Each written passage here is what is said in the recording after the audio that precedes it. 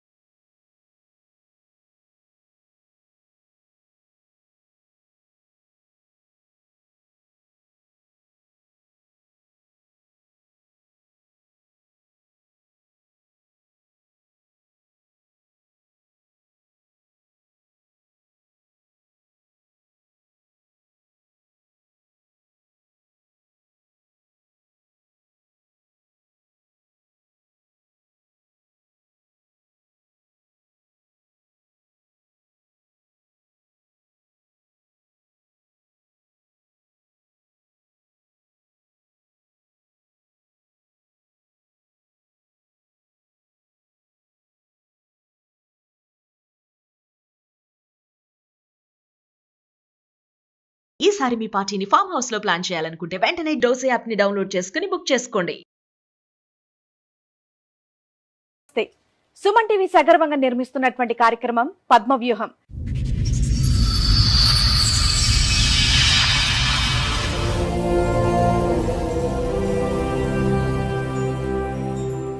మరి ఈ కార్యక్రమాన్ని సమర్పిస్తున్న వారు 6JVR జమలాపురం వారి రత్నాంజలి. మీ అదృష్టాన్ని మార్చుకోవటం ఇప్పుడు కల కాదు, 6JVR తో సాధ్యం.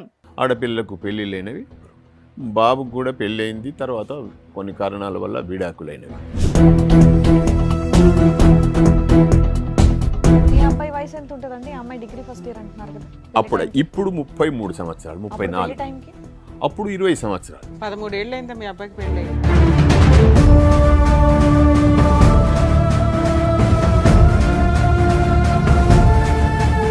రెండో పెళ్లికి 20 సంవత్సరాలు అయితే మరి ఫస్ట్ మ్యారేజ్ ఎన్ని సంవత్సరాలు అప్పుడు చేశారు? అదే మేడం, 20 సంవత్సరాలు అప్పుడు చేసినాం. అప్పుడు ఫస్ట్ మ్యారేజ్ 20 సంవత్సరాలు. రెండో మ్యారేజ్ ఎన్ని సంవత్సరాలకి? రెండో మ్యారేజీ 4 సంవత్సరాలే.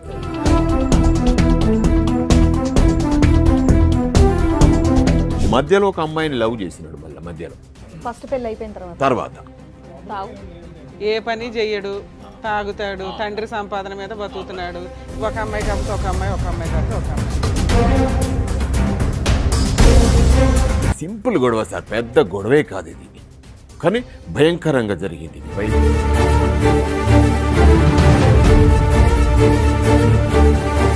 నాకు అందరికి టీ తాగుతాను, నువ్వు పని చేయొద్దన్న కదా, మళ్ళీ ఎందుకు చేస్తున్నావు అని ఎవరన్నారు? నేను మీ కోడల్ని? నా కోడల్ని. మా కొడుకు ఇటు కూర్చున్నాడు, మా మనవడు ఇక్కడ ఉన్నాడు, మా భార్య అక్కడ ఉన్నది. టీ కప్పు కూడా సర్దవద్దన్నారా డాక్టర్?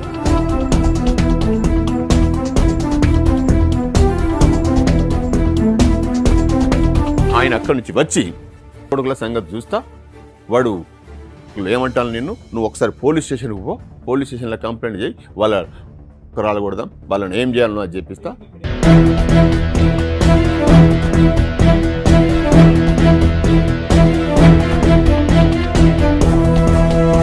మా మామ రమ్మంటాడు, మా అత్తమ్మ కూడా మా మామ బెడ్రూమ్లోకి పోమంటది, మా భర్త కూడా మా డాడీ దగ్గరికి పో.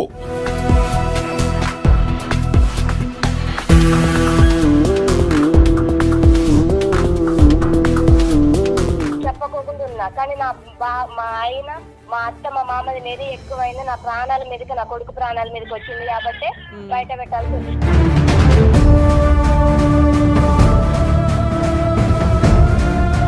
మరి రెండో ప్రెగ్నెన్సీ ఎందుకు తెచ్చుకున్నా? ఒక్క నిమిషం నాన్న, కరెక్టే నువ్వు మాట్లాడుతుంది. ఇట్లాంటి హీనమైన కల్చర్ని మేము కూడా యాక్సెప్ట్ చెయ్యము.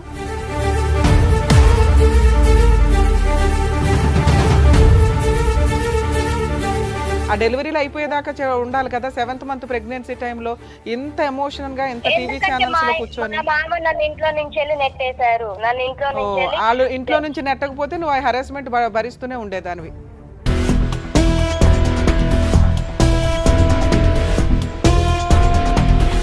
మా ఆయనకి నేను ఎన్నో భార్య అని. నువ్వు చెప్పాలి తల్లి, వాళ్ళు చెప్పరుగా.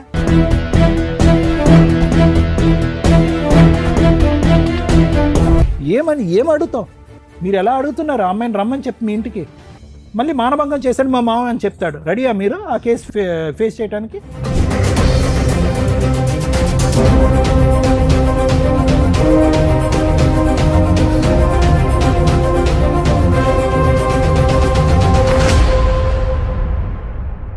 ఈ కార్యక్రమంలో మనతో పాటు ఉన్నారు ప్రముఖ హైకోర్టు అడ్వకేట్ రమ్యాకుల గారు. నమస్తే మేడం. నమస్తే అండి. ప్రముఖ సైకియాట్రిస్ట్ డాక్టర్ కళ్యాణ్ చక్రవర్తి గారు. నమస్తే సార్. నమస్తే మేడం. ప్లీజ్ కూర్చోండి. కూర్చోండి madam. Sir madam madam. Maruti Prasad గారని మనం కాల్ చేసి మనల్ని అప్రోచ్ అయ్యారు, బట్ ఆయన రాలేకపోయారనమాట. అంటే 2 times మన వరకు రావడం జరిగింది, బట్ షూటింగ్ వల్ల మనకు డిలే అవ్వటం ఇలా ఉండడం వల్ల ఈ రోజు ఏదో ఆయనకు అర్జెంట్ వర్క్ ఉందని వాళ్ళ పేరెంట్స్ వాళ్ళ ఇష్యూ చెప్పుకోవడానికి ఇక్కడ వరకు వచ్చారు. సో మారుతి ప్రసాద్ గారి ఫాదర్ సత్యనారాయణ గారు అండ్ అలాగే వాళ్ళ మదర్ రాధా గారు. సో వాళ్ళ ఇష్యూ ఏంటో ఒకసారి కనుక్కుందాం. నమస్తే అండి. నమస్తే అమ్మా. చెప్పండి సార్, ఎక్కడి నుంచి వస్తున్నారు? సార్ మేము మంథని, పెద్దపల్లి డిస్టిక్ మంథనిలో ఉంటాం. సింగరేణిలో ఉద్యోగం చేశాను మేడం. రిటైర్మెంట్ అయినా ప్రస్తుతానికి ఇప్పుడు వ్యవసాయం చేస్తున్నాం. మాకు 2 ఆడపిల్లలు, ఒక మగ అబ్బాయి మారుతి ప్రసాద్. ఆడపిల్లలకు పెళ్ళి లేనివి, బాబుకు కూడా పెళ్ళయింది. తర్వాత కొన్ని కారణాల వల్ల విడాకులైనవి అయింది మేడం. విడాకులైన తర్వాత మళ్ళీ మేము మ్యారేజ్ బ్యూరోలకు అక్కడ వాళ్ళకి వీళ్ళకి చెప్పంగానే ఖమ్మం గురించి మాకు పలానా కాడ అమ్మాయి ఉంది, ఆ అమ్మాయికి ఇంతకుముందు పెళ్ళయింది, ఒక అమ్మాయి కూడా ఉంది, పాప ఉన్నది, మీకు ఇష్టమైతే ఒకసారి వచ్చి చూసుకోండి. సో అమ్మాయికి కూడా పెళ్ళి అయ్యి విడాకులైంది. చనిపోయింది, భర్త చనిపోయింది. భర్త చనిపోయాడు. చనిపోతే ఒక పాప ఉన్నది. ప్రసాద్ మొదటి పెళ్లిలో ఏంటి సార్ సమస్య? ఎందుకు విడాకులైంది? ఆమె పెళ్ళైన ఎంతకాలం విడాకులైంది? విడాకులైనాక కొద్ది రోజులకే పెళ్ళైంది. ఏంటి సమస్య ఏంటి? వాళ్ళు మా చుట్టాల అమ్మాయినే ఇచ్చిండ్రు. వాళ్ళు అప్పుడు చుట్టాల అమ్మాయినే ఇస్తే అప్పుడు యూనివర్సిటీ తేడా ఉన్నది. వాళ్ళది ఒక జిల్లా, మాది ఒక జిల్లా. వాళ్ళది మంచిర్యాల, మాది కరీంనగర్ జిల్లా. ఆ శాతవాహన యూనివర్సిటీ, ఉస్మానియా యూనివర్సిటీ అని ఆ డిస్టిక్లనే చదవాల్సి వచ్చింది. ఆమె డిగ్రీ ఫస్ట్ ఇయర్లో పెళ్లి చేసుకున్నారు. నేను పై చదువుల కోసం ఈయన కొద్దిగా డ్రింక్ చేస్తాడు మా బాబు. అప్పటి నుండి కూడా డ్రింక్ అలవాటు, తాగుడు పని చేస్తాడు మీ అబ్బాయి? మా బాబు అప్పుడు సింగరేణిలో కాంట్రాక్ట్ లైసెన్స్ తీసుకున్నాడు, కానీ కాంట్రాక్టు ఇప్పటి వరకు ఆయన ఎప్పుడు చేయలేదు. నేనే ఉద్యోగం చేసేది. మామూలుగా మాకు పెద్ద అలవాట్లు ఏమి లేవు కాబట్టి జీవనం గడిచేది. మేము ఇంత చేసుకొని ఓ ఇల్లు కట్టుకున్నాం. తర్వాత ఈ ఖమ్మం అమ్మాయి దగ్గరికి పలానాగా మేము ముగ్గురం పోయినాం, చూసుకున్నాం. సరే అని వాళ్ళకు నచ్చింది, సరే అని. మీ అబ్బాయి వయసు ఎంత ఉంటుందండి? అమ్మాయి డిగ్రీ ఫస్ట్ ఇయర్ అంటున్నారు కదా. అప్పుడు ఇప్పుడు 33 సంవత్సరాలు, 34. టైంకి అప్పుడు 20 సంవత్సరాలు. 13 ఏళ్ళు అయిందా మీ అబ్బాయికి పెళ్ళి? పెళ్ళి. రెండో పెళ్లికి 20 సంవత్సరాలు అయితే మరి ఫస్ట్ మ్యారేజ్ ఎన్ని సంవత్సరాలు అప్పుడు చేశారు? అదే మేడం, 20 సంవత్సరాలు అప్పుడు చేసినాం. అప్పుడు ఫస్ట్ మ్యారేజ్ 20 సంవత్సరాలు. రెండో మ్యారేజ్ ఎన్ని సంవత్సరాలకి? రెండో మ్యారేజీ 4 సంవత్సరాలు. రైట్. మధ్యలో ఒక అమ్మాయిని లవ్ చేసినాడు. మళ్ళీ మధ్యలో ఫస్ట్ పెళ్లి అయిపోయిన తర్వాత మరి ఆ అమ్మాయి ఏమైంది? ఆ అమ్మాయి వాళ్ళ ఫాదర్కు ఉద్యోగం అంటే వాళ్ళ ముగ్గురు ఆడపిల్లలు, వాళ్ళ ముగ్గురు అక్క చెల్లెళ్ళు అయితే ఈయనకు ఉద్యోగం ఇస్తా అని చెప్పి కొంతమంది, లేదు ఇంకో అల్లునికి ఉద్యోగం ఇవ్వాలని ఈ డిస్కర్స్లో గొడవ అయ్యి లవ్ ఫెయిల్యూర్ అయిపోయిన తర్వాత ఖమ్మం అమ్మాయి దగ్గర. మీరు మొదటి పెళ్లి నుంచి ఇప్పటి వరకు మీ అబ్బాయి తాగుతూనే ఉన్నాడా? తాగుడు మధ్యలో బంద్ చేయలేదు సార్. బంద్ చేయలేదు అంటే తాగుతూనే ఉంటాడు మామూలుగా. ఏ పని చెయ్యడు, తాగుతాడు, తండ్రి సంపాదన మీద బతుకుతాడు. ఒక అమ్మాయి కాకపోతే ఒక అమ్మాయి, ఒక అమ్మాయి కాకపోతే ఒక అమ్మాయి. ఇవి మాత్రం వాస్తవాలు నిజాయితీగా ఒప్పుకుంటున్నారు. కొంచెం నిజంగా మా అబ్బాయి కదా దాచి పెడదాం అనేటువంటి దాచి పెడితే ఇప్పుడు నేను మళ్ళీ మీ దగ్గర చెప్పుకో న్యాయం అడగాలి సార్. మా పరిష్కారం వ్యసనం ఉందనేది పరిష్కారం మిమ్మల్ని అడగాలి. నేను ఏ వయసు నుంచి ఉందండి? 20 సంవత్సరాలకే మొదటి పెళ్లి అన్నారు కదా, అప్పటి నుంచే తాగుతున్నారు? అప్పటి నుండి తాగుతాడు మేడం. అంతకు ముందు నుండి. ఏం చదువుకున్నాడు మీ అబ్బాయి? మా అబ్బాయి 10వ తరగతి పాస్ కావడానికి నానా తప్పలబడి 10వ తరగతి పాస్ చేయించను. ఇది ల్యాబ్ టెక్నీషియన్ ఇంటర్మీడియట్ అది చేస్తే వెళ్ళలేదు. ఇక అప్పటి నుండి ఆయన అలవాట్లు ఆయనకు, మా అలవాట్లు నేను ఉద్యోగం చేసుకోవాలని నేను. కష్టం మీ అబ్బాయితోట మీ కోడలతోట? ఇప్పుడు వచ్చింది మొదటి నుంచి మా అబ్బాయితోని, ఇవ్వాలని మాత్రం మా కోడలతోని. ఓకే, అంత 1 డేలో ఏం ట్విస్ట్ జరిగింది? సరే 3 ఇయర్స్ బ్యాక్ పెళ్లి దగ్గర నుంచి చెప్పండి ఏమైంది? అయితే మేము ఖమ్మం పోయి చూసి వచ్చిన తర్వాత 3 లక్షల రూపాయల కట్నం మాట్లాడుకున్నాం. మీరు ఎంత బంగారం పెడతారు అని అంటే మాకేం తక్కువేం లేదు, ఉద్యోగం చేస్తున్నాం, ఇంతో అంత ఉన్నది, పెద్ద ఇల్లు ఉన్నది, కిరాయిలు వస్తే అవి ఇవి పర్వాలేదు. ఇంత నేను రిటైర్ అయిన తర్వాత వచ్చిన పైసలతో పొలాలు కొనుక్కున్నాం. 15 ఎకరాల వరకు కొనుక్కున్నాం సార్. 15 ఎకరాల పొలం ఉంది, ఒక 2 పెద్ద ఇండ్లు ఉన్నాయి. ఇదంతా మీ కష్టార్జితం. మంత్రిలో ఒకటి ఉన్నది, గోదావరి. ఇదంతా నేను సంపాదించుకోలేదు సార్. మా అమ్మ నాన్న మా తల్లిదండ్రి ఆస్తి కూడా నేను తీసుకోలేదు. మా బ్రదర్స్కు వాళ్ళు కొంత తీసుకున్నారు, కొంత వాళ్ళ దగ్గర ఉన్నది కూడా గంతట్నే ఉండేవాళ్ళు. అయిన తర్వాత మేము ఈ అమ్మాయిని పెళ్లి చేసుకునేటప్పుడు మీరు ఎంత పెడతారంటే, పర్వాలేదా ఎంత అడిగినంటే వాళ్ళు 6 తులాలు మేము అడిగిళ్ళు. 6 కాదు, ఇంకో తులం ఎక్కువైనా పర్వాలేదు, మా ఇంట్లోనే ఉంటుంది కదా అని చెప్పి 8 తులాలు ఏమో పెట్టినాం. అక్కడనే వరంగల్నే కొన్నాం, అయిపోయింది. అది తీసుకున్నాం. పెళ్ళి జరిగింది. పెళ్ళి అయిన తర్వాత ప్రెగ్నెన్సీ అయింది, ఒక బాబు. ఈ 3 ఇయర్స్లో వచ్చిన 2వ సంవత్సరంలోనే మళ్ళీ బాబు అయిన తర్వాత నేనేం చెప్పినా, నాన్న మనకు వారసుడు వచ్చిండు, ఈ దీంట్లో నుంచి ఒక 2 ఎకరాలు ఇక అంతా నా మీద ఉంటే ఇది ఈ రైతు బంధు కూడా వస్తలేదు, చేస్తావా అంటే, సరే డాడీ మరి చెయ్యి, మరి ఎక్కడైనా ఒకటి చేద్దాము అని అనుకున్నాం. ఈ అనుకున్న క్రమంలో మళ్ళీ అట్లనే ఈయనకు ఆధార్ కార్డు కావాలి కదా, ఈ ఆధార్ పుట్టిన మా మనవనికి ఆధార్ కార్డు రావడానికి 5-6 నెలలు పట్టింది. ఈ 5-6 నెలల్లో మళ్ళొక ప్రెగ్నెన్సీ కన్ఫామ్ అయింది. అరే ప్రెగ్నెన్సీ కన్ఫామ్ అయింది కదా, మరి చెరొక 2 ఎకరాలు చేస్తే అయిపోతుంది, ఇదంతా వ్యవహారం ఎందుకు ఇప్పుడు మళ్ళీ ఎందుకంటే సరే అనుకున్నాం. 4వ నెల, 5వ నెల, 6వ నెల, 8వ నెల, 7వ నెల వరకు వచ్చింది. 7వ నెలకు వచ్చి రాగానే వీళ్ళు ఏం చేసిండ్రు, హాస్పిటల్ పోయినారు. సింపుల్ గొడవ సార్, పెద్ద గొడవే కాదు ఇది, కానీ భయంకరంగా జరిగింది ఇది. ఇప్పుడైతే కళ్ళకు నీళ్ళు వస్తున్నాయి, భయంకరంగా వ్యవహారం. 7వ నెలకి ఏమైంది, వీళ్ళు హాస్పిటల్ పోయిన తర్వాత జనరల్గా డాక్టర్లు ఏం చేస్తారు, గైనకాలజిస్ట్ మీరు రెస్ట్ తీసుకోవాలమ్మా. సరే వీళ్ళు వచ్చి రెస్ట్ తీసుకోవాలన్నట్టు అని మా భార్యతోని, మా భార్య, నా కొడుకు, మా మనవడు అందరూ అడగలేకుంటాం చెప్పాడు. నేను కూడా విన్న తర్వాత సర్లే పొద్దున మాట్లాడదాము, ఇప్పుడు ఎందుకు, నేను ఎటో పోయి వచ్చిన, సాయంత్రం పొలం దగ్గరికి పోయి వచ్చిన, ఇవేంటంటే పొద్దున 6 గంటలకు లేచి నేను ఉయ్యాలలో కూర్చున్నా, అట్లనే పండుకుంటా, అట్లనే కూర్చుండి ఈమె మా కోడలు లేచి ఊడ్చుకుంటూ వస్తుంది.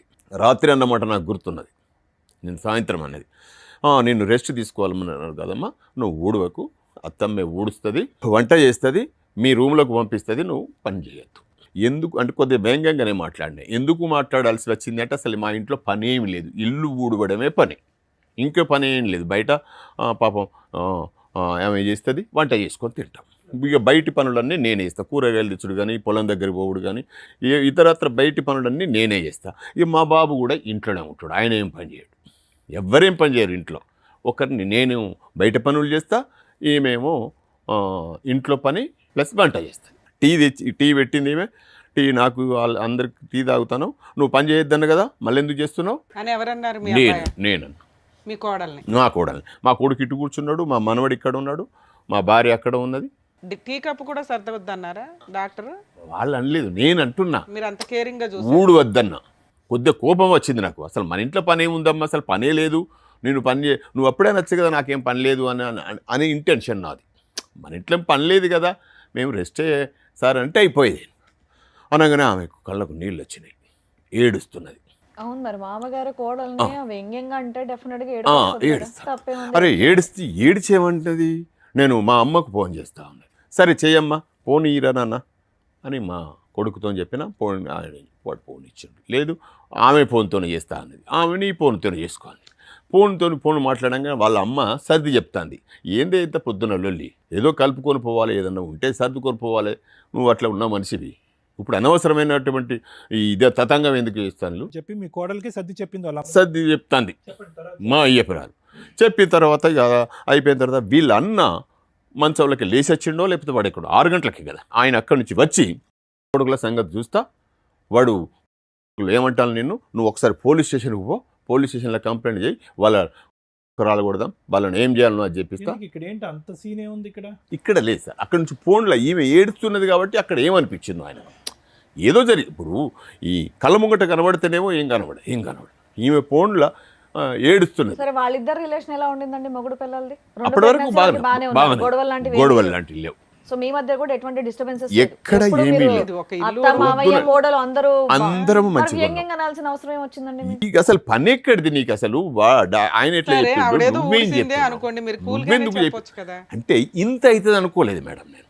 ఎంత పెద్ద రాదాంతం ఇక్కడ దాకా వస్తుంది, సంవత్సరం గడుస్తుంది, ఇదంతా ఇంత పెద్ద ఇష్యూ అవుతుంది అనుకోలేదు. తర్వాత ఏమైంది? జరిగింది అనగానే ఏమేం చేసింది, వెళ్ళిపోతుంది. నువ్వు పోలీస్ స్టేషన్ పోతా బయటికి నడువు అని చెప్పి నాకు కోపం వచ్చింది. మా అల్లుడు వాళ్ళ అన్నగాడు తిట్టంగానే నాకు కూడా కోపం వచ్చింది, బీపీ అయింది. నువ్వు పోలీస్ స్టేషన్ దాకా నడువు అని చెప్పి 20 సార్లు అన్నాను. 20 సార్లు అనగానే ఏమై పోలీస్ స్టేషన్ పోయింది.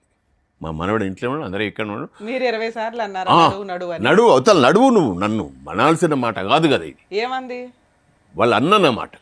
వాళ్ళ అన్న మాటతోటి వాళ్ళ అన్న మీద అనాలి కదా మీరు. నువ్వు నడువు అని చెప్పి ఈమె వచ్చేమన్నది నన్ను ఊకుంచింది. ఊకుంచితే నా మెదడు ఊకోలేదు.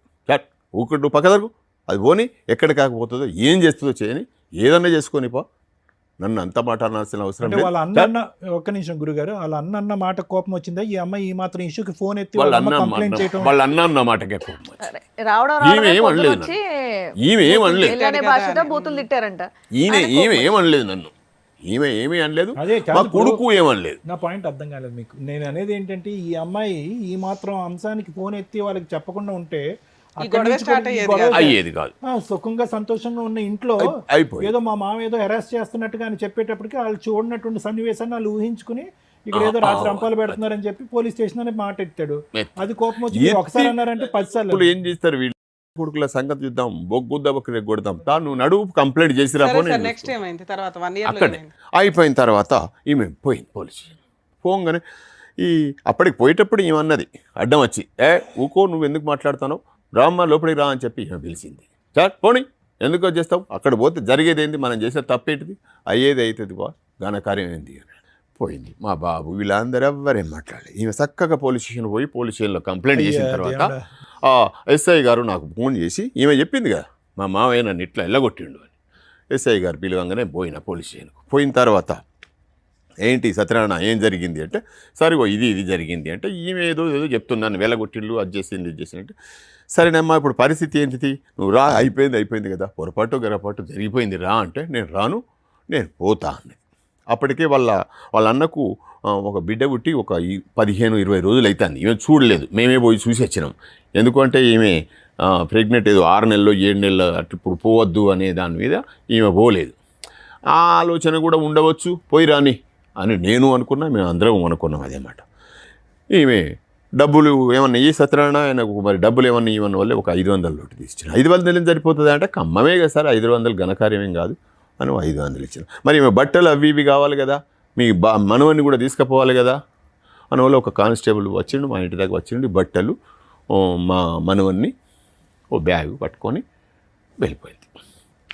వద్దమ్మా అని చెప్పినాం, వినలే. అయిన తర్వాత అక్కడ పోయిన తర్వాత వీళ్ళు ఏం చేసిండ్రు, మహిళా పోలీస్ స్టేషన్కు, సఖీ పోలీస్ స్టేషన్కు ఇవి ప్రెగ్నెన్సీ టైంలో వీళ్ళు కంప్లైంట్ చేసిన తర్వాత ఈయన ఏం చేసాడు, ఇప్పుడు మా బాబు అసలు ప్రాబ్లం నా ఇంట్లో ప్రాబ్లం ఉంది మాకు ఏంది, ఈయనే మందు తాగడం, మందు తాగొచ్చి లొల్లి చేసాడు. కాదు, నాకు ఒక్క నిమిషం గురుగారు, ఈ 2 సంవత్సరాల్లో 2 కాన్పులు వచ్చినటువంటి మీ అమ్మాయి మీ అబ్బాయి యొక్క తాగుడు గురించి ఎప్పుడు లొల్లి చేయలేదా, ఎప్పుడు వేలెత్తి చూపెట్టలేదా? ఏంటండి మీ గొడవలు ఏం కాలేదు సార్. ఈయన తాగుతాడు మామూలుగా, ఆయన ఏంటాడు, నేను ఎవరి జోలికి ఎందుకు వస్తాడు, డబ్బులు ఇంట్లో నేను ఇస్తా, డబ్బులు నేను ఇస్తా, డబ్బులు ఎప్పుడు అడిగితే వీళ్ళు అంటారు అందరు నన్ను, డబ్బులు ఎందుకు ఇస్తాను నీ కొడుకుంటే ఇవ్వాల్సిందే, ఇవ్వకుంటే ఈ ఆస్తి నేనేం చేసుకుంటా, నా ఆలోచన కూడా ఇంతే, నేను ఇప్పటికైనా ఇచ్చుడే. అది కాదు సార్, ఇచ్చుడు అంటే కనుక మంచి పనులకి ఇచ్చుడు అయితే, మంచి పనులైనా చెడ్డ పనులైనా ఆయన నన్ను ఆ రకంగా బెదిరిస్తాడు. ఆయన ఇంటెన్షన్, ఆయన మాటల విధానం చూస్తే ఇక నేను నా లైఫ్ వేస్ట్ అంటాడు. అనగానే ఎందుకు నాకు మీ కొడుకు కూడా ఇండైరెక్ట్ గా మీ కొడుకు కూడా మీకు భారమే అని చెప్తున్నారు మీరు. ఆయన తర్వాతనే ఈయన ఏం చేసినాం, రిహాబిలిటేషన్. Super, very good. ఎప్పుడో చేయాలి చేసిన, అంతకుముందు కూడా ఒకసారి చేశారా? ఈయన రిహాబిలిటేషన్ పంపించగానే అక్కడ ఏం జరిగింది, వీళ్ళు సఖీ పోలీస్ స్టేషన్లో కౌన్సిలింగ్ పెట్టి ఇతను రిహాబ్లో ఉన్నాడు, ఈయన రిహాబ్లో ఉన్నాడు, నేను కౌన్సిలింగ్కి వెళ్ళాలి. మేమిద్దరం కలిసి కౌన్సిలింగ్కి పోయినాం. కౌన్సిలింగ్ పోయినాక వాళ్ళు నన్ను అడిగిండ్రు, మీ బాబు రావాల్సింది మీరెందుకు వచ్చిండ్రు అని. సరిగా ఆయన పరిస్థితి మంచిగా లేడు, హాస్పిటల్లో ఉన్నాడు, నేను వచ్చినా ఏదన్నా ఉంటే మేము మాట్లాడతాం. ఇంకెక్కడికైనా మీ అబ్బాయి తరపున మీరే రిప్రజెంటేషన్ నేనే సార్, ఇప్పుడు కూడా రావాల్సిందానికి కారణం కూడా అదే. ఇప్పుడు ఆయన రాకపోవడానికి, ఆయన ఇప్పుడు మాలలో ఉన్నాడు కానీ ఆయన మాట అంటే మాటనే. ఇది ఎన్నోసారి మాల వేసుకోవటం స్వామి అతను? ఈయన 4సారి. 4సారి. 4. ఆ 4-5 సార్లే తాగుడు ఆపటం ఈ 15-20 సంవత్సరాలు అంతేగా. హనుమాన్ మాల వేస్తాడు, మాల వేసుకున్నప్పుడు తాగడు కదమ్మా, మిగతా టైం అంతా దుర్గమాత మాల వేస్తాడు. చెప్పండి, మీరు చెప్పింది బాగుంది. ఇవన్నీ కౌన్సిలింగ్ కి మీరు వెళ్ళారు. మేమిద్దరం వెళ్ళిన తర్వాత ఇక వాళ్ళు మన మాట ఎందుకు అది చేస్తారు అంతగా, వాళ్ళు లేదు మీరు ఆయనే రావాలి అది అంటే, సరేనమ్మా మీరు ఇట్లా అనుకుంటే అట్లా, మీకు నష్టం అయితే జరుగుతుంది, మీకే జరుగుతుంది నష్టం, ఇబ్బంది పడతారు, అటువంటిది కానిచ్చుకోకండి, ఇప్పటికైనా మంచిదే రండి. ఆయన ఎక్కడున్నాడు అంటే వాళ్ళకి చెప్పారా?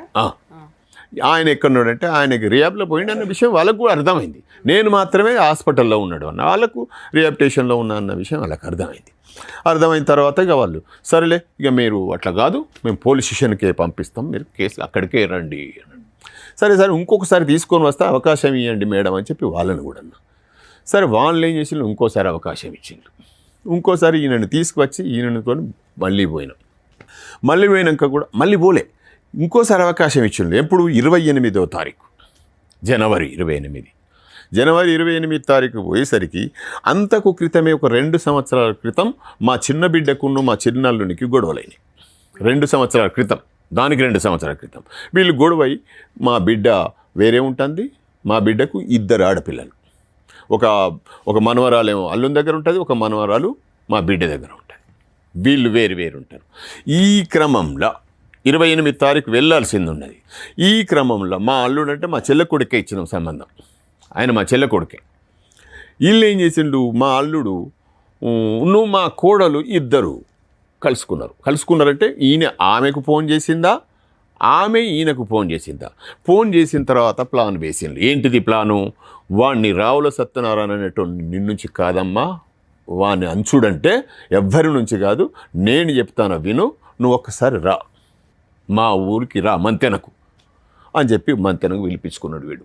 ఎవడు? మా అల్లుడు. చెల్లే నేను నీకు ఒక మాట చెప్తా విను, ఈ పద్ధతి ప్రకారం చేస్తే వాడిని తలకాయ తెల్లవారే వాడు ఊరు పెట్టుకోవాలన్నాడు చౌరస్తాను పోయి. నేను ఆ పని చేస్తా, నేను చెప్పినట్టు విను అని. మా చుట్టాలే సార్ అందరు, మా ఊళ్ళో అందరూ మా చుట్టాలు, మా మామలు, తాతలు, బావలు, బామర్దలు అందరూ ఉంటారు. ఈ అందరి ఇళ్ళకు వీడు మా కూడలు తీసుకొని పోయిండు. ప్రెగ్నెంట్తో ఉన్నది పాప ఇంత. అందరికి దండం పెట్టి మా మావ నన్ను గుంజిండు, మా మావ రమ్మంటాడు, మా అత్తమ్మ కూడా మా మావ బెడ్రూమ్లోకి పోమంటుంది, మా భర్త కూడా మా డాడీ దగ్గరికి పో. మీకు ఒకసారి వీడియో పెట్టిన సార్, చూసిండ్రు అనుకుంటా మీరు, పెట్టినారా మీరు? అయితే ఇవన్నీ చెప్పుకుంటా ఊరందరికి చెప్పేసింది. ఈ ఊరందరూ ఒక్కడికి జమ అయిండ్లు. ఏది ఫిబ్రవరి 9 తారీఖు అనుకుంటుంది. పెళ్ళిళ్ళు ఉన్నాయి. మేము 17 తారీఖు 13 తారీఖు ఖమ్మం పోవాల్సింది, 2 రోజుల ముందే మేమే వస్తాము అని చెప్పి మా మతలబు చేసి వాళ్ళు వచ్చిండు. ఈమె ఒక పెళ్ళికి పోయింది, మా కొడుకో పెళ్ళికి పోదామని రెడీ అయిండు. నేను పొలం దగ్గర ఉన్నా. నాకు పొలం దగ్గరికి ఫోన్ చేసిండు, నువ్వు రా, మీ ఇయ్యపురాళ్ళు అది బండేసి కారు వేసుకొని వచ్చిండ్లు, అందరు జమైండ్లు, ఈ చింత చెట్టు కాడికి వస్తే పంచాయతీ. సరే నేను వస్తానే, చిన్న పని ఉన్నది, వీళ్ళకు ఈ వర్కర్ల కూలీలకు పని చెప్పి నేను ఒక పావు గంట అరగంటలో వస్తా అన్న. నేను అరగంటలో వచ్చే వరకు వీళ్ళంతా నాకు అర్థమైపోయింది, సీన్ అంత ఉల్టా పల్టా అయిపోయింది. నా మీద ఇంత దుర్మార్గునివా అనే మాటలు గుసగుసలు నాకు వినబడతాయి. అనగానే నేనేం చేయాలి? మీ అమ్మాయి ఎక్కడ ఉంది వాళ్ళ పాపతోటి? వదిలేసి వచ్చిన అమ్మాయి తెలిసి వస్తాయి కనుక బ్రహ్మదేవుడి మీద ఒట్టు, నేను తాగుడు ఆపేస్తానని చెప్పి శపథం చేయాలి. కానీ ఇక్కడికి వచ్చిన తర్వాత మీరు మీ ద్వారా ఏమన్నా మాకు మంచి జరిగితే సంతోషపడతాం సార్. ఇలా మీరు ఇక్కడికి వస్తున్నట్టు తెలుసా అమ్మాయికి? తెలీదు. ఇంతకు ముందు తెలుసు సార్, ఇంతకుముందు ఫోన్ చేసింది అమ్మాయికి కూడా ఫోన్ చేసింది. హలో మౌనిక గారండి మాట్లాడేది? అవునండి. నేను సుమన్ టీవీ పద్మవ్యూహం ప్రోగ్రామ్ నుంచి శ్రీవాణిని మాట్లాడుతున్నాను. చెప్పండి. ఇక్కడ అడ్వకేట్ రమ్య గారు మీతో మాట్లాడతారు, ఒక నిమిషం మాట్లాడండి. మేడం నేను పాపని తీసుకొని హాస్పిటల్లో ఉన్నాను, నేను తర్వాత కాల్ చేస్తాను మేడం. నానా పర్లేదమ్మా, ఒక్క నిమిషం తల్లి. మీ మావయ్య గారు వీళ్ళు వచ్చారు. ఏంటి అసలు ఆయన మీద ఒక ఎలిగేషన్ ఒకటి సీరియస్ గా నడుస్తుంది, ఏం జరిగింది నాన్న? తను చేసిందే నేను చెప్పాను మేడం. మా మామ నన్ను సెక్సువల్ గా చాలా ఇబ్బంది పెడుతున్నాడు. ఎంతంటే అంత ఘోరంగా ఇబ్బంది చేస్తున్నారు. నాన్న ఆ విషయం మీద మీరు కంప్లైంట్ ఇవ్వకుండా ఎందుకు భరించారమ్మా అప్పటిదాకా, లాస్ట్ మినిట్ దాకా? ప్రెగ్నెన్సీలు వచ్చినాయి, ప్రెగ్నెన్సీలు గురించి వస్తున్నప్పుడు మీరు డాక్టర్ దగ్గర ఫస్ట్ మ్యామ్ నేను చెప్పేది అండి, నాకు ఫస్ట్ మ్యారేజ్ అయింది, నాకు ఒక పాప ఉన్నది. ఆ పాప ఫ్యూచర్ గురించి ఆలోచించి నేను ఎంతవరకు కూడా చెప్పకోకుండా ఉన్నా. కానీ మా ఆయన, మా అత్త, మా మామది నెరి ఎక్కువైంది. నా ప్రాణాల మీదకి, నా కొడుకు ప్రాణాల మీదకి వచ్చింది కాబట్టి బయట పెట్టాల్సి వచ్చింది. సరే నాన్న, మీరు పెళ్ళైన దగ్గర నుంచే ఈ హెరాస్మెంట్ ఉందా మీకు స్టార్టింగ్ నుంచి? పెళ్ళైంది నా మా బాబు కడుపులో పడిన తర్వాత నుంచి ఉంది మ్యామ్. మరి రెండో ప్రెగ్నెన్సీ ఎందుకు తెచ్చుకున్నా? ఒక్క నిమిషం నాన్న, కరెక్టే నువ్వు మాట్లాడుతుంది. ఇట్లాంటి హీనమైన కల్చర్ని మేము కూడా యాక్సెప్ట్ చెయ్యము. ఇలా ఒక మామగారు, అత్తగారు, హస్బెండ్ హెరాస్ చేస్తుంటే నువ్వు రెండో ప్రెగ్నెన్సీ ఎందుకు తెచ్చుకున్నావు నాన్న? మ్యామ్ నాకు బయటకు వచ్చే వీలు ఉండకపోయేది. మా హస్బెండ్ మా అమ్మ వాళ్ళ ఇంటికి వచ్చినా కూడా పక్కనే వచ్చేది నాకు. అసలు ఈ ఇంట్లో నీకు ఒక చాలా దారుణమైన ఒక స్త్రీకి జరగకూడని అవమానం జరుగుతుంది, హెరాస్మెంట్ జరుగుతుంది. అలా జరుగుతున్నప్పుడు ఇది ఉండే కాపురమా ఊడే కాపురమా, ఏ రోజు ఎలా వస్తుందో తేడా అని మనం కొంచెం సెకండ్ ప్రెగ్నెన్సీ తెచ్చుకోకుండా ఆగాలి కదా. అవును మేడం, తెచ్చుకోకుండా ఆగాలంటే ఎట్లా అవుతారు? రా పక్క మీదకి రా అని చెప్పేసి గుంజి గొంత దారుణంగా చేసినప్పుడు ఎలా ఉంటారు మేడం? ఇట్లా మాట్లాడద్దు అమ్మాయి, మీరు అన్న పర్లేదులే గానీ ఇలా చేస్తున్నప్పుడు ఎలా ఉంటారు చెప్పండి? బలవంతంగా ఉన్నప్పుడు ఎలా ఉంటారు? ఓకే, భర్త పరిస్థితి ఏంటమ్మా? మీ ఆయన పరిస్థితి? మా ఆయన మార్నింగ్ లేస్తే తాగడమే పని మేడం. అంత తాగుబోతూ ఇంత హెరాస్మెంట్ ఉన్న కేసులో నిన్ను ఆల్రెడీ ఇంకో పిల్లోడు, ఫస్ట్ పిల్లోడు చిన్న పిల్లాడు అంటే సెకండ్ బాబు, నీ బాబు సెకండ్ బాబు, నీకు చిన్న పిల్లోడు ఉండగా అబ్బాయి మంచం మీదకి వచ్చి తాగొచ్చి లాక్కెళ్ళిపోతుంటే నువ్వు హెరాస్మెంట్ కేసులు కానీ ఏమీ వేయలేదా? అంతకుముందు ఫస్ట్ మ్యారేజ్లో నీకు లీగాలిటీ తెలుసు, కేసులు వేస్తే ఏం జరుగుతుందో తెలుసు. ఎందుకు ఇంత హెరాస్మెంట్ ఎందుకు భరించావు నాన్న? ఎందుకు భరించానంటే నేను కాంప్రమైజ్ అయ్యా జీవితంగా మేడం. మరి కాంప్రమైజ్ ఆ డెలివరీలు అయిపోయేదాకా ఉండాలి కదా. 7th మంత్ ప్రెగ్నెన్సీ టైంలో ఇంత ఎమోషనల్ గా ఇంత టీవీ ఛానల్స్ లో కూర్చొని మామ నన్ను ఇంట్లో నుంచి వెళ్ళి నెట్టేశారు. నన్ను ఇంట్లో నుంచి వాళ్ళు ఇంట్లో నుంచి నెట్టకపోతే నువ్వు హెరాస్మెంట్ భరిస్తూనే ఉండేదానివి. వాళ్ళ ఇంట్లో నుంచి నెట్టేసి నిన్ను సేవ్ చేశారు ఒక రకంగా. అయితే లేకపోతే ఏ రోజుకి ఏం జరిగేదో కదా తల్లి. అయితే ఒకటి మేడం మీరు మీడియా నుంచి ఇట్లా మాట్లాడడం కాదు, మా ఊరికి వచ్చి మా ఊరు మధ్యలో పంచాయతీ పెట్టి మాట్లాడండి మేడం, ఓకేనా? అమ్మా నిన్నేం అనట్లేదమ్మా. ఇప్పుడు మీ మామగారు ఏమంటున్నారంటే ఇక్కడ మీడియా గురించి మీరు మాట్లాడొద్దమ్మా, ఎందుకంటే మీరు అంతా మీడియాలో కూర్చొని ఆ వీడియోలు మాకు పంపించారు. ఇదేమి సీక్రెట్ ఎపిసోడ్ కాదు మీది. సో కాబట్టి మీ మొహాలు జనాలకు తెలియకుండా ఏమీ లేవు. అలాగే మీ మామగారు కానీ మీ హస్బెండ్ కానీ మీరు కానీ ఇక్కడ మీ తప్పేమీ లేదు. ఎందులో తప్పు ఉంది, ఏం చేయాలి, ప్రాబ్లం సొల్యూషన్ గురించి ఒక ఆలోచన అంతే. ఇక్కడ ఒక ఆడపిల్లకి ఇంత హెరాస్మెంట్ జరిగితే మేము ఊరుకోం తల్లి. అసలు ఇదే మాకు తెలిస్తే నేను ఏం చేయాలో అది చేసేదాన్ని, అవునా కాదా? దానికి మేడం మీడియాలో ఎలా మాట్లాడకండి అనటం కాదు. ఒక నిమిషం మేడం, మా మామ మీద ఎన్ని హెరాస్మెంట్ కేసులు ఉన్నాయి ఒక్కసారి చూస్తారా? మా మామ గురించి చెప్పునా? అందుకే ఇప్పుడు ఆయన చెప్పింది మేము నమ్మలేకే నీకు ఫోన్ చేసాం. నువ్వన్నా నిజం చెప్తావు ఏం జరిగిందని. ఇప్పుడు కొన్ని చెప్పావు, ఇంకేమున్నాయి చెప్పునా? మేము మా మామ అదే కండక్టర్ ని గాని గుంజితే అది గాని కేసు ఉంది. మొన్న మా ఇంటి పక్కన మాకు గోదావరికండ ఇల్లు ఉంది, ఆ ఇల్లు గురించి కూడా కేసు ఉంది. సరే అవి సివిల్ కేసులు, అవి సివిల్ కేసులు. ఆస్తిగదాలు ఎక్కడన్నా ఉంటాయి నాన్న. సరే ఇప్పుడు మీ మామగారు కానీ మీ హస్బెండ్ కానీ ఏం అడుగుతున్నారంటే, నా మనవడు నా మనవరాలు అక్కడ ఉన్నారండి, కోడలు ఇంటికి వస్తే మాకు సంతోషమే, తన కండిషన్స్ ఏంటో చెప్తే మేము అవన్నీ కేసులు క్లోజ్ చేసుకుని అందరం హ్యాపీగా ఉండడానికి చూస్తాం, లేదా వాళ్ళిద్దరు బయట ఉన్నా పర్వాలేదు. ఎవరికమ్మా? మా ఆయనకి నేను ఎన్నో భార్య. నువ్వు చెప్పాలి తల్లి, వాళ్ళు చెప్పరుగా మేడం. నేను మా ఆయనకి మీరు అడగాలిగా మేడం అసలు అమ్మాయి. అరే మీ మామగారు చెప్పడం ఒక మ్యారేజ్ అయ్యింది, ఆ డైవర్సు, తర్వాత ఎవరినో లవ్ చేశాడు, తర్వాత నీది లవ్ అయితే మ్యారేజ్ అవ్వలేదు కదమ్మా, మీది సెకండ్ మ్యారేజ్ అని చెప్పారు. మీరు చెప్పండి. లేదు మేడం, అమ్మాయితో కూడా మ్యారేజ్ అయింది, అమ్మాయితో కూడా డైవర్స్ అయినా. ఫస్ట్ అమ్మాయిని పెద్ద మనుషులలో కూర్చోబెట్టారు, నాకు ఆ కాగితాలు చూపేలే. తర్వాతకి అమ్మాయిది ఎంగేజ్మెంట్ వరకు వచ్చిన తర్వాత వాళ్ళు ఈయన తాగుడు, ఈయన ఎంగేజ్మెంట్ లో గురించి తెలిసి అది క్యాన్సిల్ అయిపోయింది. అది చెప్పారులే అమ్మా, చెప్పారు.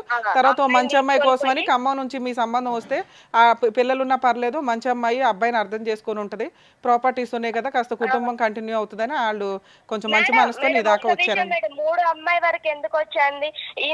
ఇద్దరు అమ్మాయిలు కూడా మా మామ హెరాస్మెంట్ ఉంటేనే వెళ్ళారు. మీరు మా ఊర్లో ఎంక్వైరీ చేసుకున్నా పర్లేదు మేడం. వాళ్ళు చెప్తారా నాన్న? వాళ్ళు ఎవరైనా చెప్తారా? ఫస్ట్ అమ్మాయి కానీ సెకండ్ అమ్మాయి కానీ? మేడం నాకు ఎట్లా టచ్ లో ఉంటారు, వాళ్ళ లైఫ్ వాళ్ళు చూసుకున్నారు. మరి నువ్వు అంత పెద్ద ఎలిగేషన్స్ వేసేయకూడదు కదా తల్లి. ఇక్కడ మేము కలపడానికి ఏమన్నా ఆప్షన్ ఉందా అని మేము వెతుకుతున్నాం. మీరు ఆల్రెడీ త్రూ అడ్వకేట్ ద్వారా ఒకసారి అడిగారంట కదమ్మా, ఫుల్ అండ్ ఫైనల్ సెటిల్మెంట్ కలిసి ఉండడానికి నాకు రెడీ అయ్యానండి అని. మేడం ఒకటి చెప్పనా మేడం, అమ్మా మా ఆయన వచ్చాడా మేడం? ఆయన మాల్లో ఉన్నాడు తల్లి, మాలలో ఉన్నాడు ఆయన. ఓకే మాలలో ఉన్నారు. అసలు నా భార్య నా పిల్లలు అని చెప్పేసి కొంచెమైనా ఉందా ఆయనకి? నాన్న ఇప్పుడు ఆయనే వస్తాడు, ఆయన కౌన్సిలింగ్ ఇస్తాం. నీకు ఒక మాట అడుగుతున్నాను వినండి. మీరు 2 ఏకర్స్ పిల్లలకి 2 ఏకర్స్ 4 ఏకర్స్, ఒక్క నిమిషం తల్లి ఇంతసేపు మాట్లాడడం. 4 ఏకర్స్ పిల్లలకి నీకు 2 ఏకర్స్ రాస్తే కలిసి కాపురానికి వస్తానన్నావట, అది ఓకేనా? అలా అంటే మరి మాట్లాడతాం ఆయనతోటి. లేదు మేడం, నాకు నమ్మకం లేదు మేడం ఆయన మీద. ఏది మీకు 6 ఎకరాలు రాసి ఇచ్చినా రారా? లేదు మేడం, నాకు నమ్మకం లేదు మేడం. ఎవరి మీద లేదు అని చెప్పేసి నాకు నమ్మకం లేదు మేడం. ఆస్తి కాదు ముఖ్యం మేడం, నా ప్రాణం ముఖ్యం, నా పిల్లల భవిష్యత్తు ముఖ్యం మేడం. సూపర్ నాన్న, ఓకే. వాళ్ళకి అదే కౌన్సిలింగ్ ఇస్తామమ్మా. 6 ఎకరాలు పక్కన పెట్టండి, అవి ఎవరిని అడిగే హక్కు లేదు, అది వాళ్ళ సెల్ఫ్ ఎక్వేడు. కేసులు చూసుకోండి, కోర్టులోనే చూసుకుంటే అప్పుడు ఏం న్యాయం జరుగుతుంది అది. నాన్న నువ్వేమన్నా 6 ఎకరాలు రాసిస్తే వస్తామేమో, మేము మామగారికి కౌన్సిలింగ్ ఇద్దాం అనుకున్నాం. నీకు ఆల్రెడీ ఇష్టం లేదు కాబట్టి ఓకే నాన్న, జాగ్రత్త. పిల్లల్ని జాగ్రత్తగా చూసుకోమ్మా. మేడం ఇంకొకటి మేడం, పిల్లల్ని ఉంచుకొని నా భర్త మొన్న కూడా ఒక అమ్మాయితో తిరుగుతున్నాడు మేడం, ఫోటోస్ కానీ పెడుతున్నాడు. మరి దీని గురించి మీరు చట్టపరంగా నాకు న్యాయం ఏం చేయరా మేడం? నాన్న మీకు ఆల్రెడీ అడ్వకేట్స్ ఉన్నారు, వాళ్ళు సెటిల్మెంట్లు మాట్లాడారు. మళ్ళీ ఇప్పుడు మీరేమో కాదంటున్నారు. సెటిల్మెంట్ ఏదన్నా ఉంటే మాట్లాడతాం, కానీ నీకు ఆల్రెడీ అడ్వకేట్లు ఉన్నారు, వీళ్ళకి అడ్వకేట్లు ఉన్నారు. కలిపి ఉంచడం కోసం ఈ స్టేజ్, విడగొట్టి ఆస్తి పంపకాలు చేయడానికి కాదు కదా తల్లి. మీ అడ్వకేట్ల ద్వారా పోరాటం చేయండి అమ్మా. జాగ్రత్త తల్లి. లేదండి ఇక్కడ క్లియర్గా అర్థమైపోతుంది కదా మేడం మాట్లాడారు కాబట్టి. తప్పుగా అనుకోకండి. ఇప్పుడు ఆ అమ్మాయి పెద్ద అలిగేషన్ ఏంటంటే పెళ్లి చేసుకుంది కొడుకు, కాపురం చేసేది నా తండ్రి అన్నట్టు ఉంది ఆ అమ్మాయిది. ఇంకా అటువంటి అలిగేషన్ చేసిన తర్వాత ఈరోజు మా కోడలు మాకు కావాలి అన్నా కూడా అది చాలా హాస్యాస్పదంగానే ఉంటుంది. ఆ అమ్మాయి ఇక్కడికి వచ్చినా కూడా చాలా విచిత్ర విడ్డూరంగానే ఉంటుంది. అలాంటి ఒక ఎలిగేషన్ వేసిన ఏ మామగారు కూడా యాక్సెప్ట్ చేయరు. మీరు అడుగుతుంటే అదంతా డమ్మీ అయిపోద్ది కదా, చాలా దారుణంగా ఉంటుంది. మీ క్యారెక్టర్లో పడిపోతాయి ఇవన్నీ. సార్ వాళ్ళ వర్షన్ విన్నారు కదా, మీరేమంటారు? సత్యనారాయణ గారు, ఇక్కడ మొత్తం ఇక్కడ ఎవరన్నా హీమ్యాను సూపర్ హీరో ఉన్నాడంటే మీ కొడుకు. ఒకటి ఏ తండ్రి అయినా ఏ తల్లి అయినా ప్రధానంగా గుర్తుపెట్టుకోవాల్సింది ఏంటంటే, ఈరోజు ఎక్కడ కూడా ఇటువంటి వేదిక మీద వచ్చినటువంటి తల్లిదండ్రులు ఎవరు కూడా వాళ్ళ కొడుకు మీద ఈ స్థాయిలో వేలెత్తి చూపెట్టలేదు. మీరు వస్తూనే నిజాయితీగా మా కొడుకు యొక్క క్యారెక్టర్ దరిద్రం అండి. మీరు చెప్పింది ఆ కొండ మీద ఉన్న ఆ చిన్న మొక్క స్థాయి చెప్తే కనుక కిందన ఎంత ఉంది 99% అన్నది మేము ఊహించుకోగలం. ఓకే, సో ఈరోజు మీ కోడల కంటే మీకు పెద్ద శత్రువు ఎవరన్నా ఉన్నారంటే అది మీ కొడుకు. మీ కొడుకు ఎప్పుడు శత్రువు అయ్యాడు? మీకు ఎప్పుడో శత్రువు అయ్యాడు. ఎప్పుడైతే తాగుడుకు బానిస అయ్యాడో, ఎప్పుడైతే మీ దగ్గర డబ్బులు గుంజుకున్నాడో, ఎప్పుడైతే 10వ తరగతి 10 సార్లు రాశాడో అప్పటి నుంచే మీ కొడుకు ఒక తెగినటువంటి గాలిపటం. తెగిన గాలిపటానికి మనం ఏం చేయాలి అంటే కనుక దానికి సరిగ్గా తాడు కట్టి దాన్ని పట్టు బిగించి దాన్ని ఒక గాడిలో పెట్టిన తర్వాత ఆ అమ్మాయిని తీసుకొస్తారో, కోడలను ప్రేమించి పెళ్లి చేసుకుంటాడో ఆ తర్వాత మీ ఇష్టం. ఈరోజు ఎక్కడ తప్పు వచ్చింది ఇక్కడ? మీ కొడుకు ఏం పాత్ర పోషించాడు ఇక్కడ? అప్పటి నుంచి ఇప్పటి వరకు అతను పెళ్లి చేసుకుంది ఎవరినన్నా ఉంటే కనుక ఆ మందుబాటులను పెళ్లి చేసుకున్నాడు. మిగతా వాళ్ళందరూ కూడా తూతూ మంత్రంలాగా వచ్చి వెళ్ళిపోయినటువంటి వాళ్ళే. కానీ మీరు చెప్పినటువంటి వాళ్ళు ముగ్గురు అయితే కనుక ఇద్దరు భార్యలు ఒక లవర్ అయితే కనుక ఊహించుకున్న వాళ్ళు ఎంతమంది ఉన్నారని చెప్పి ఆ అమ్మాయి అంటుంది. అది మనం ఇంకా నమ్మాలి. ఎందుకంటే మీ అబ్బాయికి చదువు లేదు, సంధ్య లేదు, ఒక పద్ధతి అయినటువంటి ఒక ఉద్యోగం లేదు, ఒక బాధ్యత లేదు. ఇవన్నీ ఏమీ చేయనటువంటి అబ్బాయికి ఈరోజు మీరు ఇక్కడ నోరు లేదు, ఈ తల్లికి నోరు లేదు. ఎందుకంటే కొడుకుని దారిలో పెట్టుకోలేకపోయింది. 2 ఆడపిల్లలు ఉన్నారు కాబట్టి, 3వవాడు కొడుకు కాబట్టి, అరే తై అంటే సై అంటే సైరా, తందనా అంటే తందనారా అని చెప్పి నీ తాగుడికి డబ్బులు కావాలని చెప్పి ఫ్రీగా మీరిద్దరు ఏటీఎం మెషిన్ లాగా అతని తాగుడిని పోషించి పెద్ద చేసి ఈరోజు ఈ పరిస్థితి వరకు తీసుకొచ్చారు. ఇక్కడ ఇంకొక మాటే లేదు. ఇప్పుడు ఏమైంది?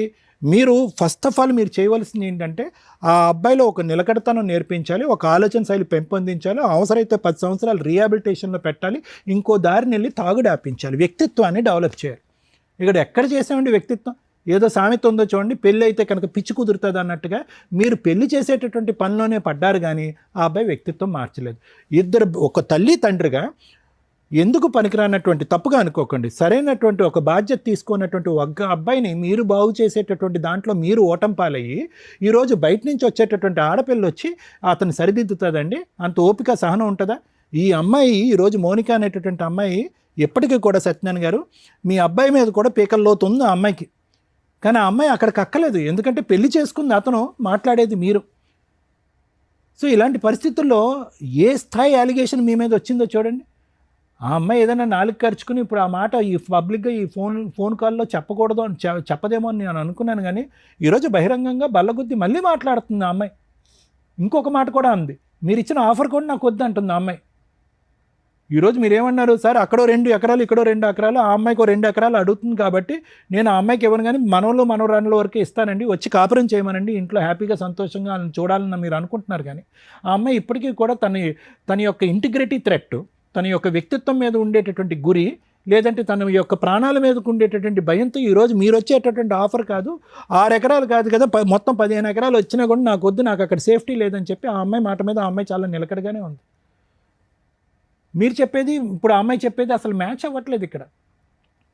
ఇక్కడ చూడండి, ఎన్ని పంచాయతీలకు మీ అబ్బాయి వెళ్ళాడు, ఎన్ని పంచాయతీలకు మీరు వెళ్ళారు, ప్రతి చోట ఎక్కడ మేము ఎక్కడ చూడలేదండి. మేము చూడనటువంటిది ఏంటంటే ఇక్కడ వచ్చి కూర్చున్నటువంటి తల్లిదండ్రులు వాళ్ళ కొడుకు యొక్క బానిసమైన తాగుడికి బానిసైనటువంటి కొడుకు యొక్క పాత్రని మార్చుకోలేకపోవటం అనేటువంటిది ఒక అంశం అయితే కనుక, రెండోది ఏంటంటే కనుక ఇక్కడ మీరు వచ్చి ఎన్ని పంచాయతీలు మీరు అటెండ్ అయ్యి ఉంటారు. ఇక్కడ ఎందుకు ఏ పంచాయతీ కూడా ఎందుకు సక్సెస్ఫుల్ అవ్వట్లేదు అంటే కనుక పెళ్లి చేసుకున్నవాడు మాట్లాడట్లేదు, పెళ్లి చేసుకున్నవాడు తాగుడు ఆపట్లేదు, పెళ్లి చేసుకున్నవాడు బాధ్యత తీసుకోవట్లేదు. అతను తీసుకున్నటువంటి బాధ్యత మీరు తీసుకుని ఇక్కడ పెద్దలుగా ఇక్కడ కూర్చున్నారు. మీరు వర్కౌట్ అవ్వదండి, వర్కౌట్ అవుతుంది. ఇది ఎప్పుడో నువ్వు ఆ అమ్మాయి కేసులు పెట్టినప్పుడు అవునా అంటే ఇక్కడ అన్నిటికంటే బాధ కలిగేది ఏంటంటే కనుక మౌనిక ఎందుకు ఇలా డబుల్ రోల్ ప్లే చేస్తుందో నాకు అర్థం కావట్లేదు. ఆ అమ్మాయి మాటలో స్పీడ్ కనిపిస్తుంది. ఆబ్వియస్లీ తను పడినటువంటి క్షోభ మీరు పడింది.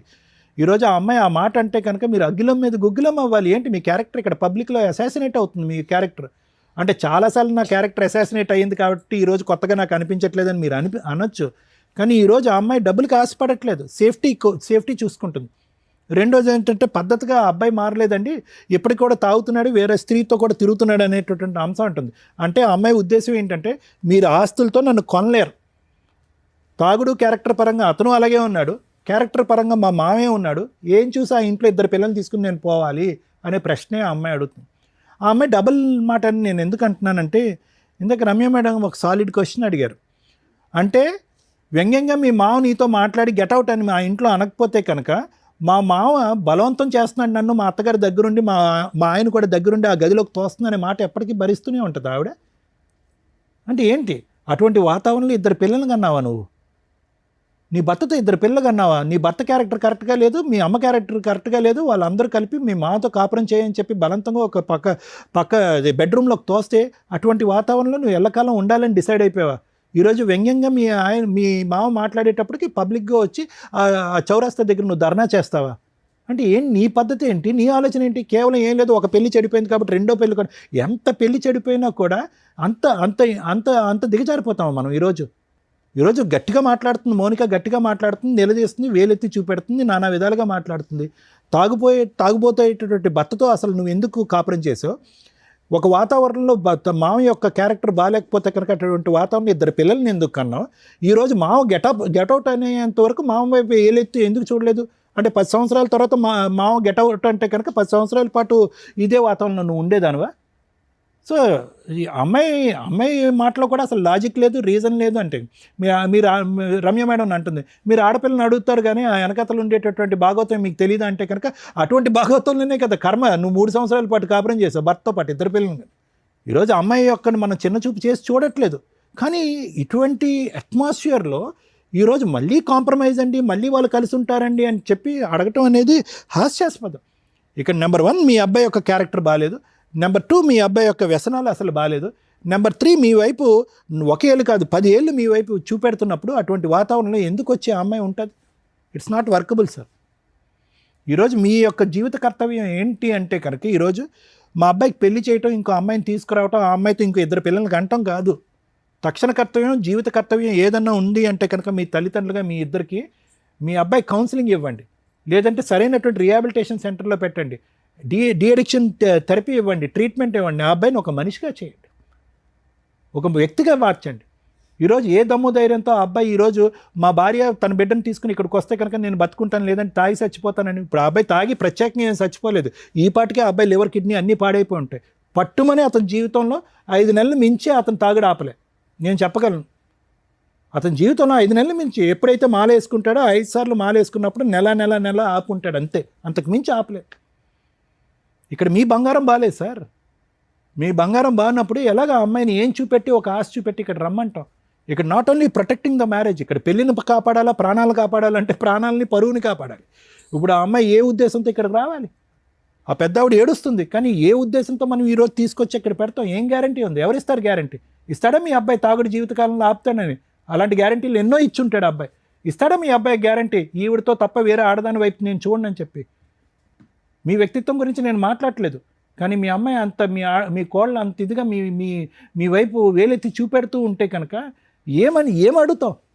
మీరు ఎలా అడుగుతున్నారు? అమ్మాయిని రమ్మని చెప్పి మీ ఇంటికి మళ్ళీ మానభంగం చేశాడు మా మామ అని చెప్తాడు. రెడీయా మీరు ఆ కేసు ఫేస్ చేయడానికి?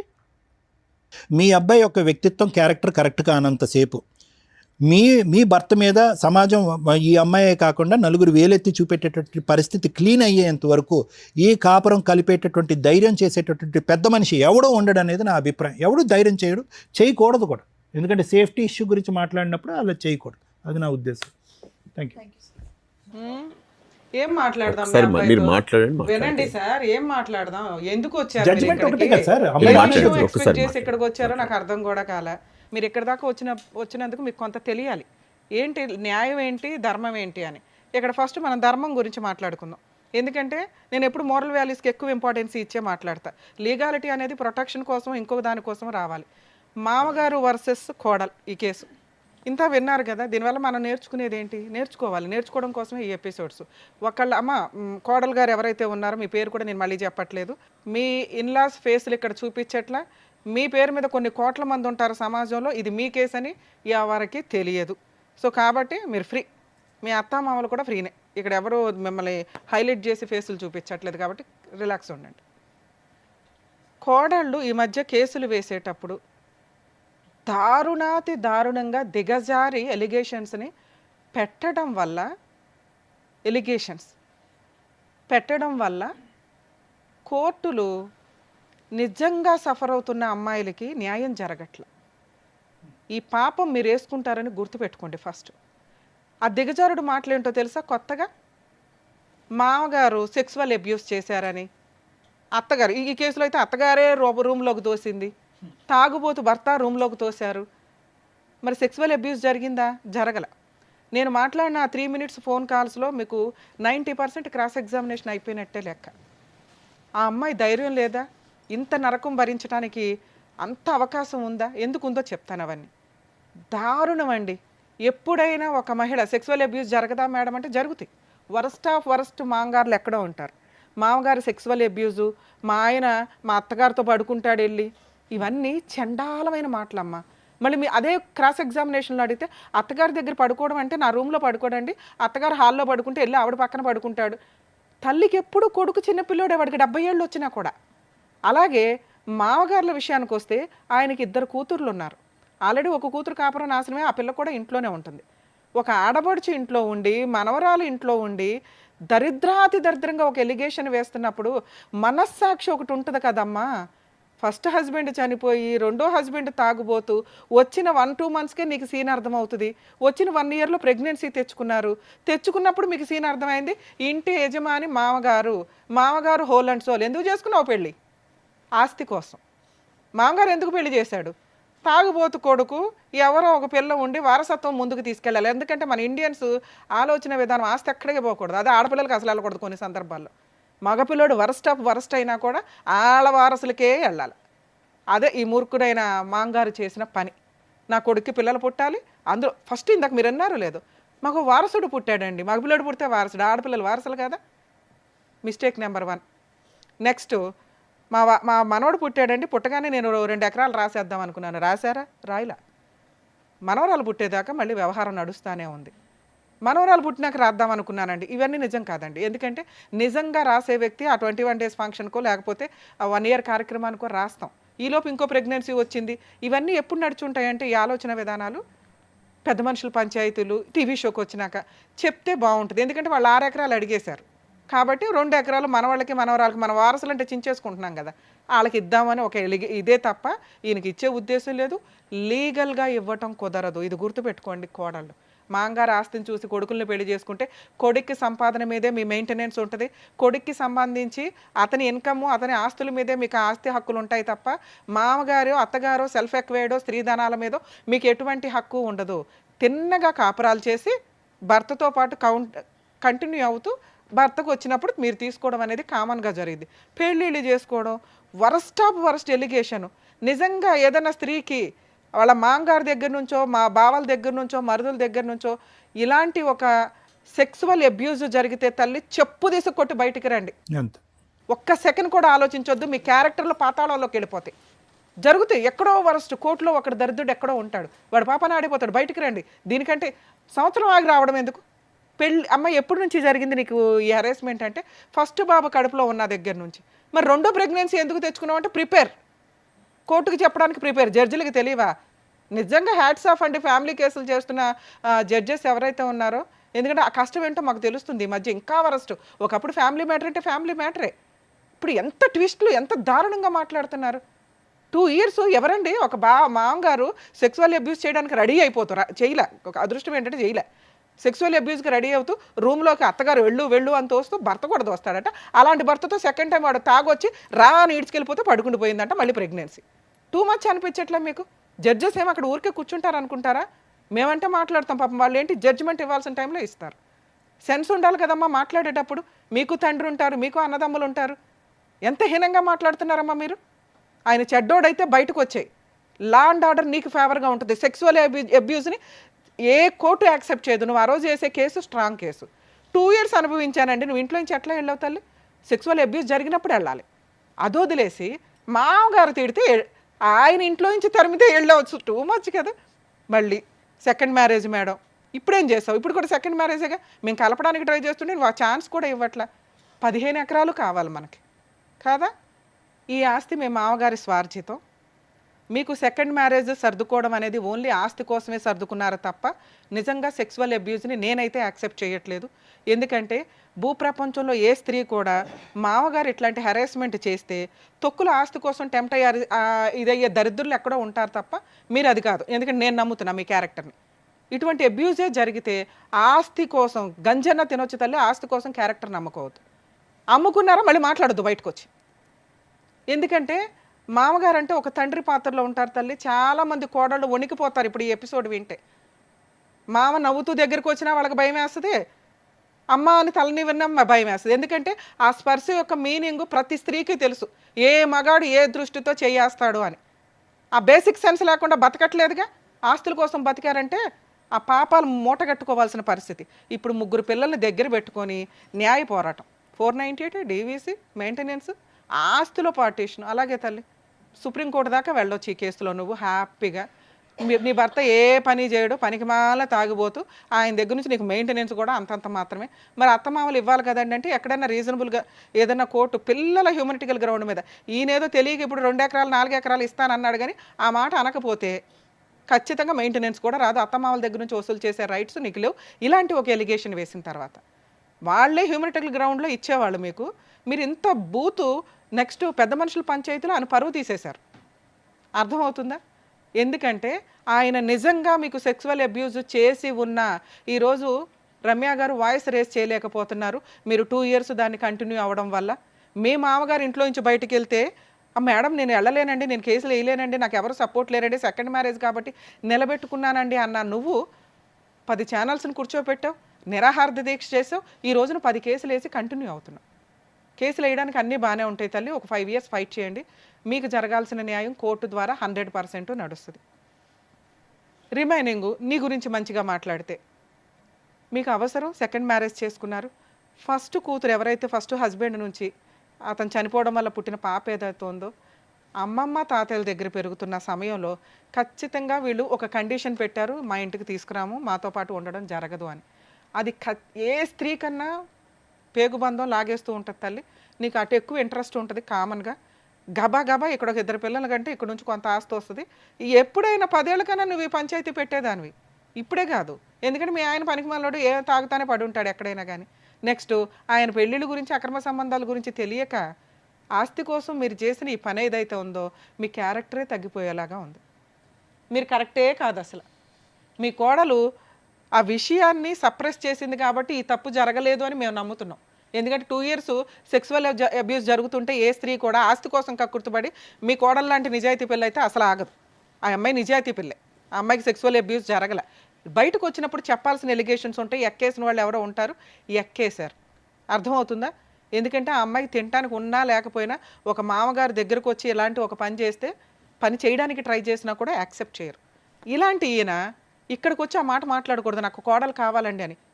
ఇలాంటి అమ్మాయి ముఖం కూడా చూడకూడదు. ఈయన క్యారెక్టర్ ఇక్కడ ఎందుకు తగ్గిపోయిందో తెలుసా? ఈయన తప్పు చేశాడని కాదు. అలాంటి అమ్మాయిని మేడం నాకు కోడలు కావాలండి మా అబ్బాయి కోసం అన్నారు చూసారా, అక్కడ పడిపోయింది. ఒక మామగారు తండ్రి పాత్రలో ఉన్న వ్యక్తి క్యారెక్టర్ని రోడ్డు మీద టీవీ ఛానల్స్లో పంచాయతీ పెట్టి ఈరోజు మాట్లాడుతుంటే కూడా ఆ అమ్మాయి అంత ఎమోషనల్లో మాట్లాడుతున్నప్పుడు మీ పనికిమాలిన అబ్బాయి యొక్క సంసారం కోసం మీరు ఆ అమ్మాయి వస్తే చాలండి అంటే దారుణాతి దారుణం. మీరు ఆ పని చేయడానికి ఇంకా కంటిన్యూ అవ్వడమో ఇంట్రెస్ట్ చూపించడమో మీరు ఆ పని చేశారు అనేది కన్ఫర్మ్ అయిపోతుంది సార్. దయచేసి ఎక్కడా కూడా మళ్ళీ వీళ్ళిద్దరిని కలపడానికి మీరు ట్రై చేయకండి. మీ క్యారెక్టర్ మీకు ఇంపార్టెంట్ అయితే, మీకు తెలియక మీరు మాట్లాడుతున్నారు. కేసులు క్లోజ్ అయిపోతాయి, కోర్టుల చుట్టూ తిరగాల్సిన పని ఉండదు. మా అబ్బాయికి ఎవరో పిల్లలు ఉంటారు, 2 పిల్లలు అక్కడ బతుకుతున్నారు. ఆ పిల్లలు ఎక్కడ బతకాలనేది ఆవిడ డిసైడ్ చేసింది, మీరు కాదు. అర్థమవుతుంది? మీరు చిన్న విషయం అంటున్నారు కానీ అదంతా ప్లానింగ్తో జరిగిన విషయం. నిజంగా సెక్సువల్ అబ్యూజ్ ఉంటే ఆల్రెడీ ఒక కూతురు ఇంట్లో ఉంటుంది, ఒక కొడుకు పనికిమాలినోళ్ళు తయారయ్యాడు, మీ పనిష్మెంట్ మీరు పడుతున్నట్టే లెక్క. అందుకే ధర్మం మాట్లాడతాం. లా అండ్ ఆర్డర్ అనేది మన ఇండియన్ కాన్స్టిట్యూషన్స్లో వీటన్నిటిని కలుపుకొనే లీగాలిటీ సిస్టమ్ని క్రియేట్ చేయడం జరిగింది. అంత ఎవిడెన్స్ కావాలి లా ప్రకారం అని. కానీ మోరల్ వాల్యూస్ కొన్ని ఉంటాయిగా, అవి ఎవిడెన్స్ మీద జడ్జిమెంట్ మీద ఖచ్చితంగా ఎఫెక్ట్ పడతాయి. ఇక్కడ అదే జరిగింది. మీకు మీ అబ్బాయిని కాపాడుకోవడం ఎట్లా అని ట్రై చేయండి. మీరు విన్నారు కదండి, 20 ఇయర్స్ అప్పుడు స్టార్ట్ అయిందట అబ్బాయి గారి తాగుబోతుతనం. మాల వేసుకున్నప్పుడు లేకపోతే ఏదన్నా ఏ మాలలు అయితే అన్ని రకాల మాలలు వేస్తారు, మళ్ళీ ఆ మాలలు వేసినప్పుడు తాగడం, మిగతా టైం అంతా ఆన్లోనే ఉంటాడు. రీహాబిటేషన్ సెంటర్స్కి మారాలి అనుకునే వాళ్ళకి రీహాబిటేషన్ సెంటర్లు కానీ మార్చటం కోసం కాదు. ఎందుకంటే మార్చడం అనే బలవంతపు పని కొన్ని రోజులే చేయగలరు, 6 నెలల, సంవత్సరమా, 2 సంవత్సరాల. మీకు మారాలని లేనప్పుడు బయటకు వచ్చి మళ్ళీ పెడితే వాళ్ళని ఎందుకు పరువు తీయడం? మారాలి అనుకునే వాళ్ళకే అవన్నీ.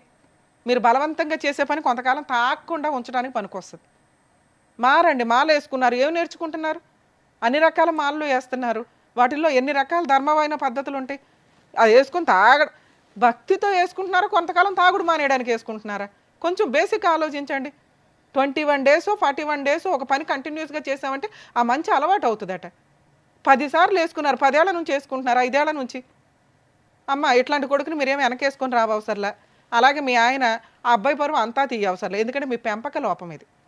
20 ఏళ్ల కుర్రోడి తాగుడు మానిపించలేని తల్లిదండ్రులు ఆస్తి మీద కాన్సన్ట్రేషను, సొసైటీలో పరువు మీద కాన్సన్ట్రేషను, ఆ అబ్బాయికి ఏదో పెళ్లి చేసేయాలని కాన్సన్ట్రేషన్. లీగల్ ప్రొసీడింగ్స్ సార్ మీరు నేర్చుకోవాల్సింది, తెలుసుకోవాల్సింది సత్యనారాయణ గారు. లీగల్గా మీరు ఫైటింగ్ చేయండి, మీకు ఎక్కడా కూడా చిల్లిగవ్వపోదు. మీరు 4 ఎకరాలు పిల్లలకి ఇస్తామనేది కరెక్ట్ కాదు. ఎందుకంటే మీకు నచ్చి ఇవ్వడం వేరు, ఈ రోజున బలవంతంగా తీసుకోవడం వేరు. కోర్టుని డిసైడ్ చేయనివ్వండి, అప్పీల్కి వెళ్ళండి. డైవర్స్ కేసు కంటిన్యూ అవుతుంది. మీ అబ్బాయి నాకు పిల్లలు లేకపోతే మేము బతకలేము, నాకు పిల్లలు కావాలి అంటే మీకోసం పిల్లల్ని మీకు ఇవ్వడం కుదరదు. అత్తమామల కోసం, నానమ్మ తాతయ్యల కోసం పిల్లల కస్టడీ ఇవ్వరు. తండ్రి కరెక్ట్గా ఉండాలి. నిజంగా మీ అబ్బాయికి పిల్లలు కావాలంటే విజిటేషన్ రైట్స్ ఇస్తారు. మీ అబ్బాయి తాగుడు మానేసి మీ కోడలతో మాట్లాడుకొని నా కష్టార్జితంతో నేను నిన్ను పోషించుకుంటాను, మా అమ్మ నాన్న ఇంటికి వెళ్ళొద్దు, మనం బాగా ఓ 10 ఏళ్ళు కాపురం చేసిన తర్వాత అప్పుడు ఆలోచిద్దాం ఆయన మనకు కాకపోతే ఎవరికి ఇస్తారు అని. మీ అబ్బాయికి నిజంగా పిల్లలు కావాల్సి వస్తే మారమనండి, పని చేయమనండి, తాగుడు మానమనండి. విజిటేషన్ రైట్స్కి ఆవిడేసిన ఏ కేసులో మీరు ఒక పర్మిషన్ పిటిషన్ వేసినా మీ అబ్బాయికి పిల్లల్ని చూడడానికి పర్మిషన్ వస్తుంది. మీకు ఆల్రెడీ మనవాళ్ళు లేరా, కూతుర్లు లేరా, మనవరాళ్ళు లేరా, ఉన్నారు. మీ కూతుర్లే మీకు వారసులు అనుకొని కంటిన్యూ అవ్వండి. ఓవరాల్గా ఈ కేసు డైవర్స్కి వెళ్లాల్సిన కేసు అయితే సెటిల్మెంటు. ఇందులో మీరు గట్టిగా ఇస్తే ఎకరం ఏదైనా ఇచ్చుకొని మాట్లాడుకోవాలి తప్ప 6 ఎకరాలకి 4 ఎకరాలకి అసలు వెళ్ళకండి సార్. ఇది ఇలాంటి సెటిల్మెంట్లు చేస్తే ప్రతి ఒక్కరికి ఇదే అలవాటు అవుతుంది. కోర్టు ఏం డెసిషన్ తీసుకుంటుందో తీసుకొనివ్వండి. ఎందుకంటే మీ కోడలు వేస్తున్నాయన్నీ ఎలిగేషన్సే, మీ మీద అబాండాలు వేసింది కానీ అవి నిజాలు కాదు. కోర్టులో ప్రూవ్ చేయడం జరగదు. అర్థమవుతుందా? ఒకవేళ అలాంటి ఎవిడెన్స్లు ఏమైనా ఉంటే మీకు తగ్గ పనిష్మెంట్ మీకు పడుతుంది.